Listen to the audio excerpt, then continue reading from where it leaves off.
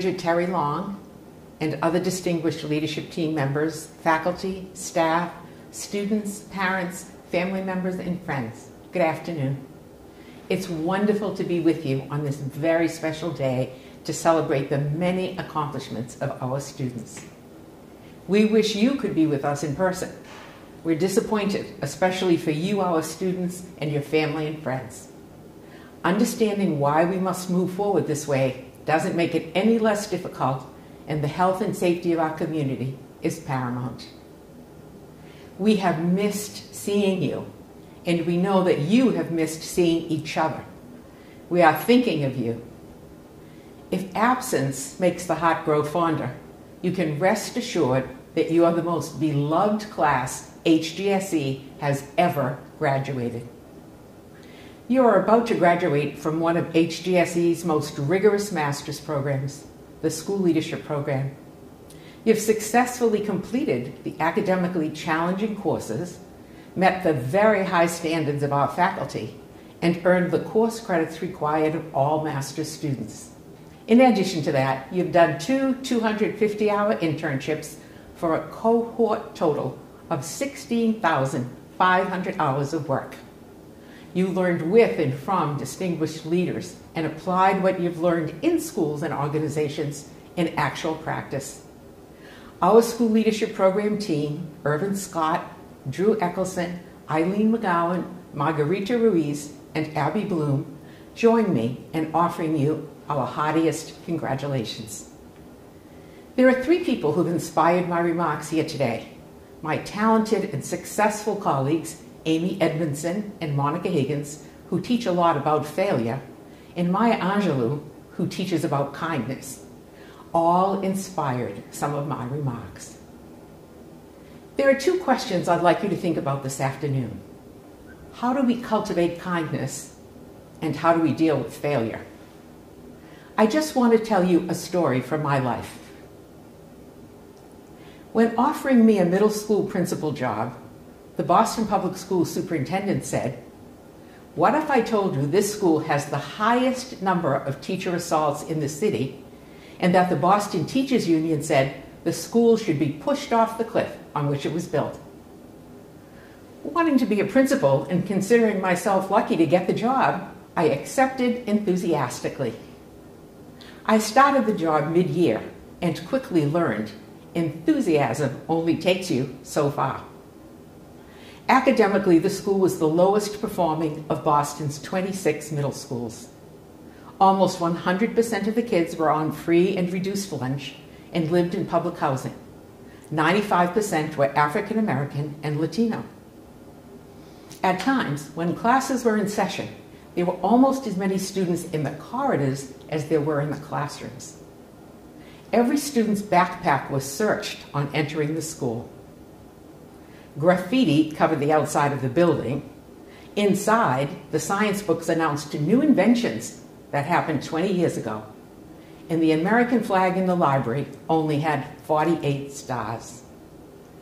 Despite initiatives to improve school safety, operations, and academic programs, it was tough to gain traction. The teachers thought I knew nothing about kids because I came from the dreaded central office, even though I taught middle school for 14 years. Whatever the reasons, if I said up, the faculty said down. If I said over, they said under. If I said stop, they said go. If I asked someone to do something, they were offended that I thought they had time to do it.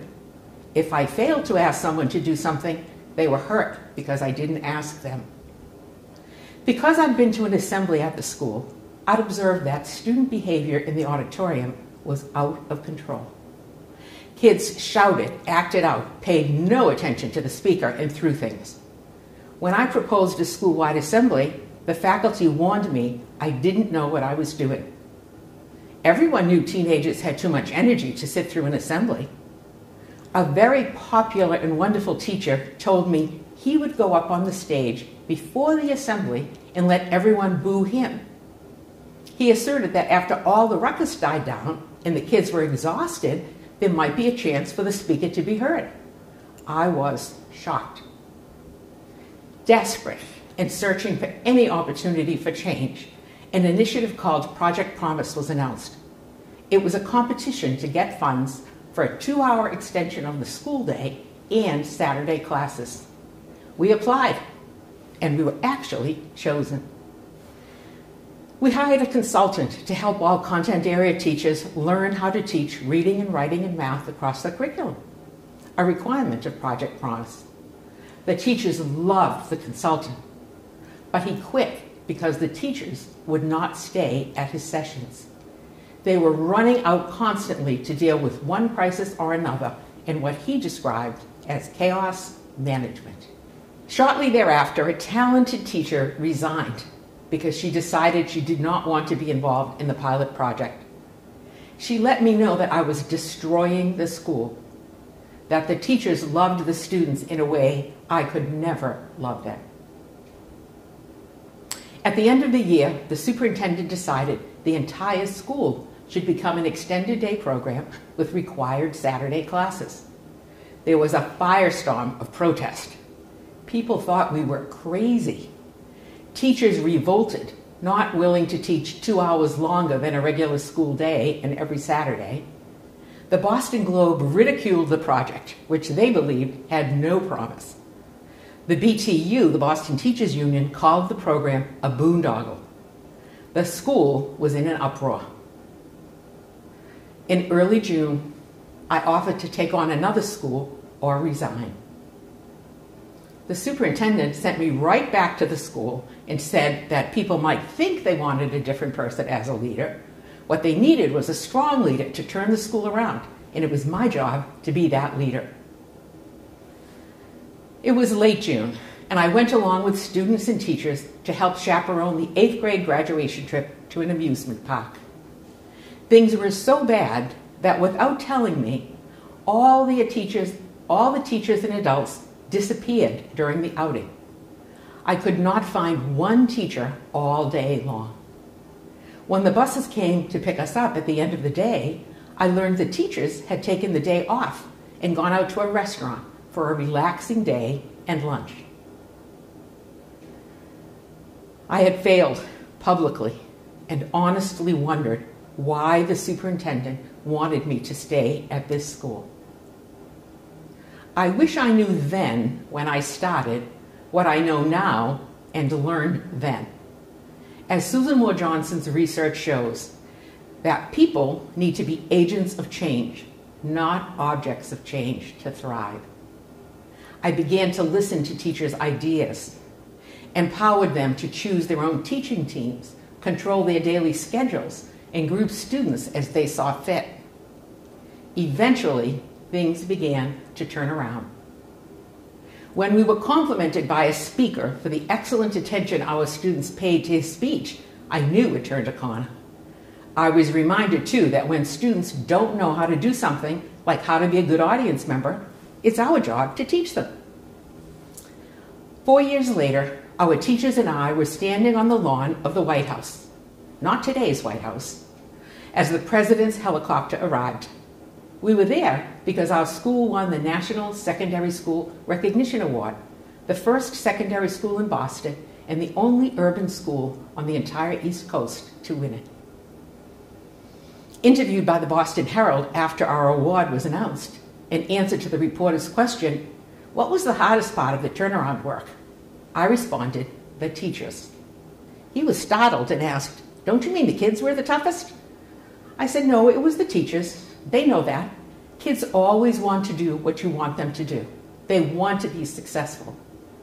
With the deepest respect and admiration for teachers, the job was to change the actions, minds, and hearts of the teachers so they would create the conditions for all kids to excel. In the words of Jeff Howard, I had experienced something he calls FADF. It turns out that failure and difficulty are feedback. Failure and difficulty are feedback? Who knew? It also turns out that the superintendent was a blessing in my life, giving me a chance to turn around a school that had been down on its luck. Sometimes blessings come in disguise. What are the lessons learned and what are the takeaways? There are two. First of all, you are all poised for success, and I know you're going to have brilliant careers and lives. Failures, however, are inevitable. Remember FATF. Failure and difficulty are feedback. Learning from feedback is a valuable way to improve yourself and your organization. Zig Ziglar says, failure is a detour, not a dead-end street. Most of us believe failure is bad. I've tried to convince you in these few words that failure is not always bad. In fact, failure is often good for the lessons we learn that help us learn and grow. The second lesson is focus on rainbows. In the words of the poet Maya Angelou, be a rainbow in somebody else's cloud. Be kind and empathetic. Especially in these unprecedented days, we have many opportunities and so many people who need us to be a rainbow in their clouds. Try it. Don't wait. Start now, and for the rest of your life, take action to be a rainbow in someone else's cloud. Nothing will be more rewarding. Thank you. The Intellectual Contribution Award recipient for the School Leadership Program, Stephen Askar. Folayinka Alabi-llori. Daysy Arellano.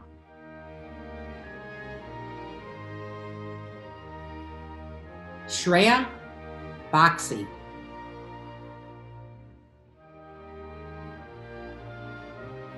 Eliza Catalino.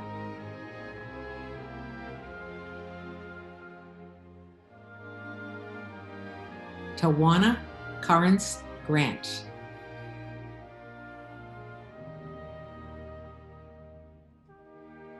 Arielle Davis-Featherstone.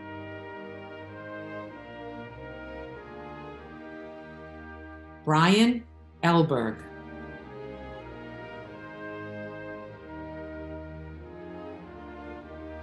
Jacqueline Flood.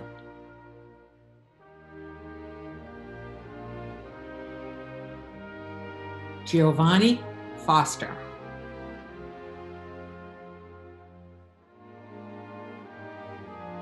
Jessica Gorham Cronin.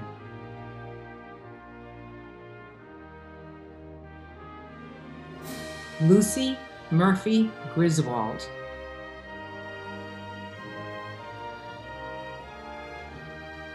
Zachary Daniel Hensley.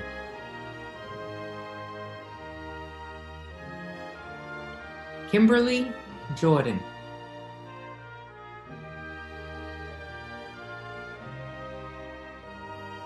William Taylor Kaplan.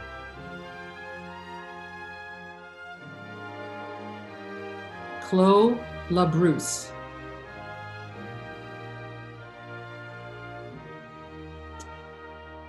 Claudio Martinez.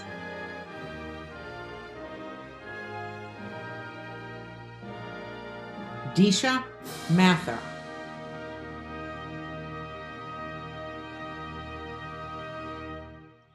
Cecilia Matroni.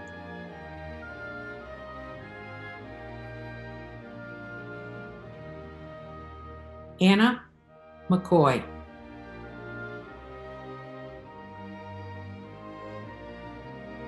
Lauren Ashley Murdock.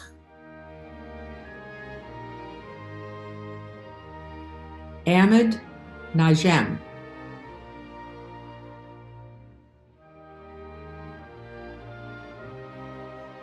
Dave Olson.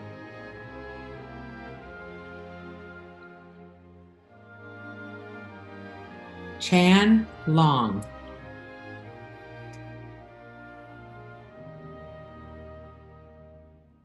Leo Silva-Tavarez.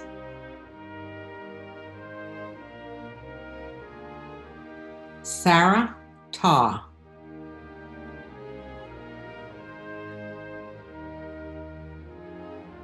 Robert Taylor.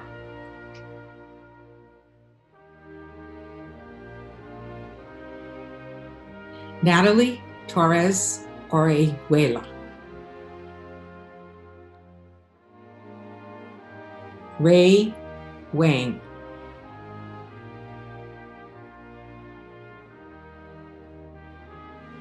Eric Washington.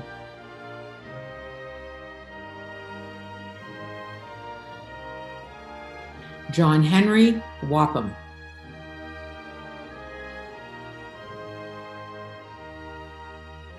Sarah Wynn.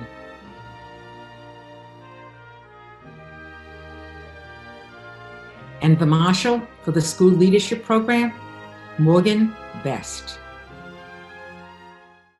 Today, May 28th, 2020, is a day that will go down in the history of Harvard University as a unique graduation day.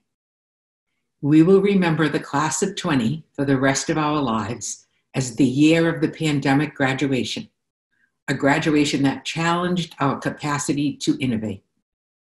We're delighted to be celebrating your successes with people from near and far, from Massachusetts to Illinois, from Texas to California, from the United States to the United Kingdom, to China and all around the world.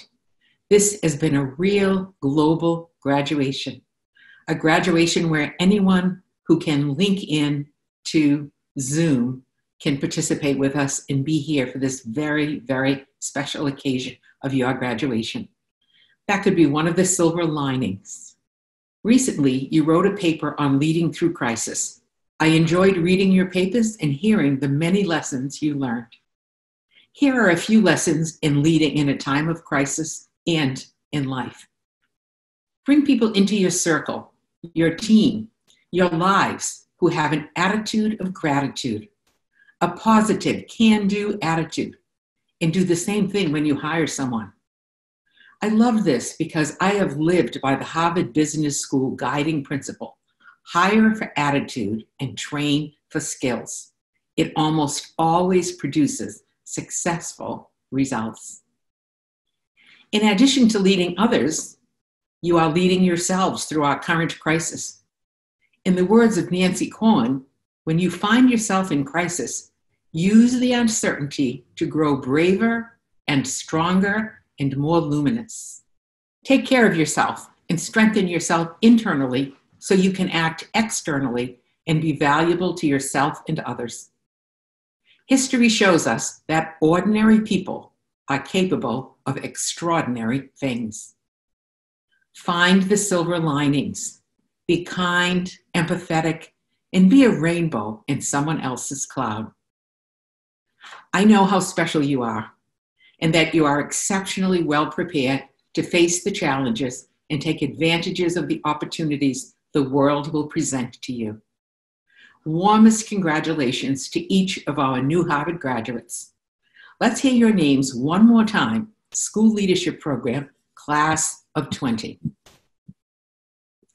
Fola, Stephen, Daisy, Shreya, Morgan, Eliza, Tawanna, Arielle, Brian, Jacqueline, Giovanni, Jessica, Lucy, Zachary, Kimberly, Will, Clo, Claudio, Disha, Cecilia, Anna, Lauren, Ahmed, Dave, Lang, Leo, Sarata, Robert, Natalia, Ray, Eric, John Henry, Sarah Wynn. Congratulations, warmest congratulations. I'd like to close with an adaptation of an old Irish poem. May the road rise to meet you. May the wind be always at your back. May the sun shine warm upon your face. The rains fall soft upon your fields. And until we meet again, may you be safe, healthy, and productive, as well as brave, courageous, and bold. You have earned your Harvard Graduate School of Education master's degree in school leadership. SLP 2020, go forward and make the world a better place.